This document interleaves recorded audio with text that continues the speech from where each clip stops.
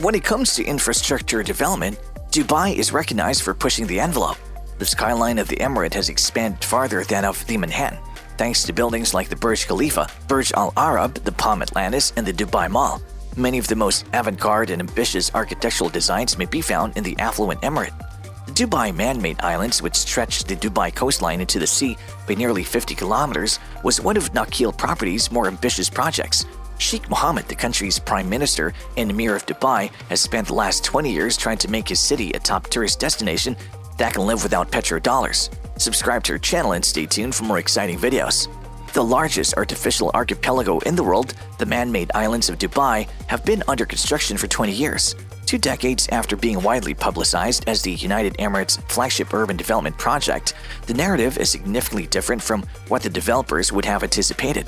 Even with unfinished islands, abandoned projects, and the sea regaining its territory, Dubai isn't given up and is certain that its goal will come true despite the delay. There's just a limited number of miles of Persian Gulf beaches, therefore much of its difficulties have been geographical in nature. It's challenging to add hundreds of miles of coastline to a densely populated metropolis, but Dubai is attempting to accomplish it by creating the 3 largest man-made islands in the world. Nothing but warm, shallow Gulf water was present off the coast of Dubai in 2001. Then a local real estate conglomerate called Nakheel dug 3 billion cubic feet of sand from the ocean floor and utilized GPS accuracy to mold it into a palm tree with 17 fronds. A 7-mile-long crescent-shaped breakwater made of 7 million tons of mountain rock was built around the island to provide the infant island with protection from storms and waves. Dubai underwent a flurry of urban growth at the start of the 21st century, establishing the Arab Emirates as the center of eccentricity and architectural records. The Palm Islands were the most ambitious undertaking, and the World and the Universe archipelagos, which are now under construction, later joined them. A total of 5 artificial archipelagos that have reclaimed land from the sea are advertised as luxurious sanctuaries. The world is made up of 300 islands that together make the shape of the globe. The 9.34 square kilometers of its land has added 232 kilometers of coastline. Despite having been started 17 years ago, the project has had the most difficulties and is still unfinished.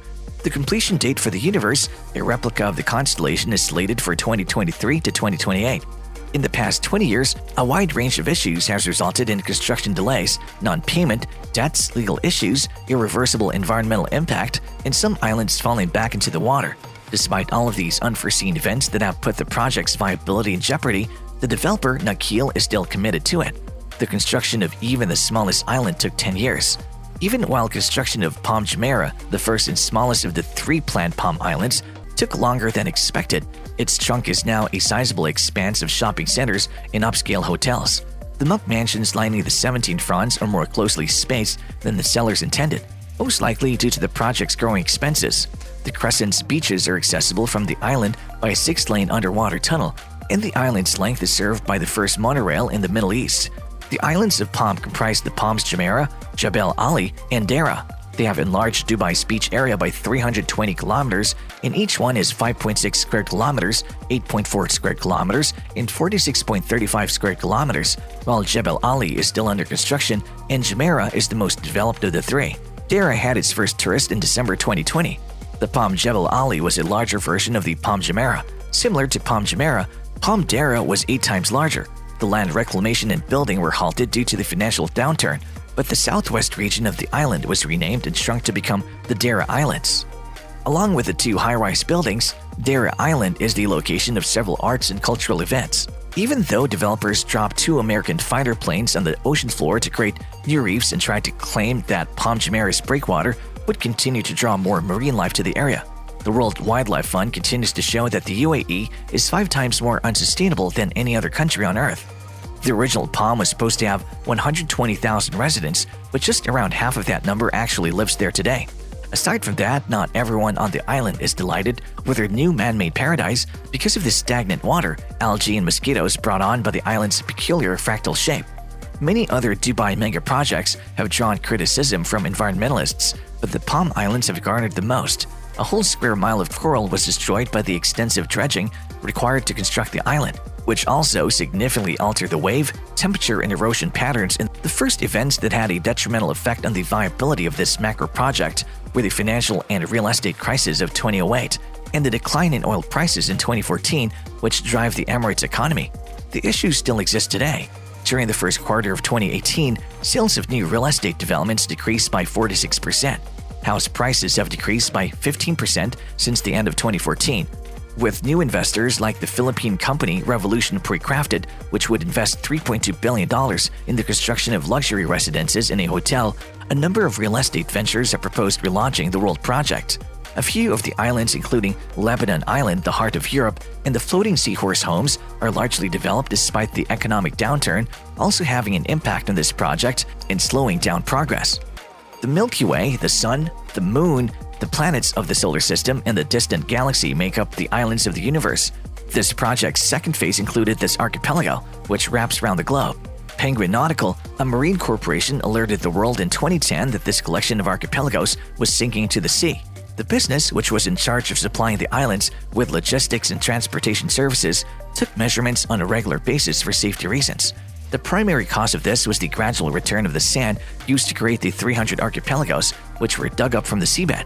In fact, the waters of the Persian Gulf were rising, and the islands were beginning to disappear, according to a photo obtained from the International Space Station in February 2010. Additionally, as a result of this, the canals between the islands were blocked. In spite of Penguin Marine's attempts to have its contract terminated, Nakheel, the project developer, successfully defended itself against all of these accusations.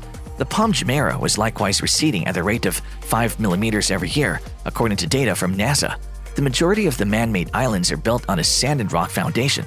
The artificial islands were constructed using marine sand, which is more suitable for this type of construction since it's more compact, despite the fact that Dubai is surrounded by desert.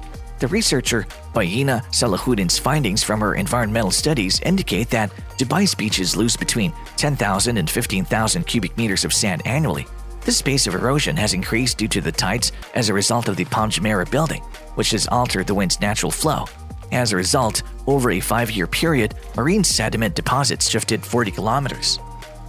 All the movement brought on by the construction has had an impact on marine biodiversity, burying oyster beds and doing irreparable harm to the coral on the seafloor. The islands are encircled by a massive wave breaker to shield them from the surf. To ensure that residents and visitors enjoy unobstructed vistas, it is barely 2 meters above sea level.